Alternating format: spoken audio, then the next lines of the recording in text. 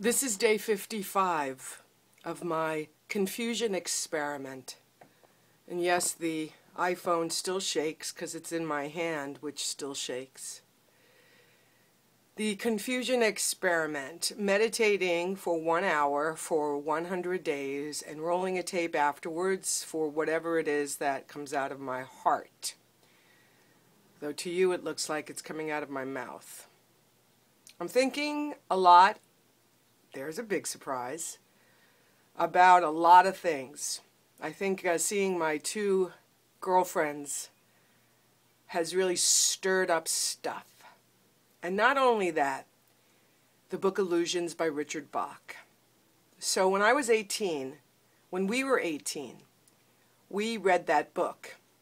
And my girlfriends have a better memory than mine. Oh my gosh, I don't know what happened to my memory. My excuse is that I'm so in the moment, I have no past. That's what it feels like sometimes. But they were able to remember the exact experience where we were reading in the newspaper about these kids that drove their car into a wall to test the book Illusions. And apparently we borrowed her father's car and ran to the bookstore and got the book, which we all read in a day, if not that night, and forever changed our lives. And that book laid the foundation of an attitude that has been with us, and I will certainly just speak for myself, though I'm sure I could speak for them, but that book laid an attitude, laid a foundation of an attitude that has forever shaped my life. We were talking about our age, and we were talking about how youthful we feel and how youthful we look, and how often people are like, what? You can't be that age.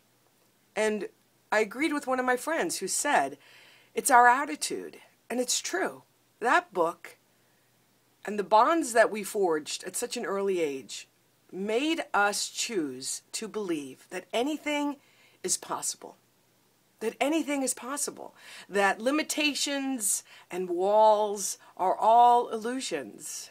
That anything is possible. And now, here's Richard Bach releasing Illusions 2. The first was The Tales of a Reluctant Messiah. This one is Tales of a Reluctant Student that my friend gave to us on Sunday as we sat in the lifeguard chair, as we had done so many years ago, staring out at the ocean with not a lot of words between us at that time in the day, because our hearts were so full and our minds were just swimming in and out of past, present, and future times. But I'm reading this book and I'm almost done. And it's the book about Richard Bach, the author, having an actual accident in his plane. And the writing of that story is this book, Illusions 2. Who would have ever thought there would be an Illusions 2? He never thought it, but here it is. And the thread that runs through this book is the illusion of death, the illusion of injury, the illusion of permanent bodily damage, and the power of affirmations to communicate from the spirit to our minds, to our bodies, a truth that we cannot see but we believe in.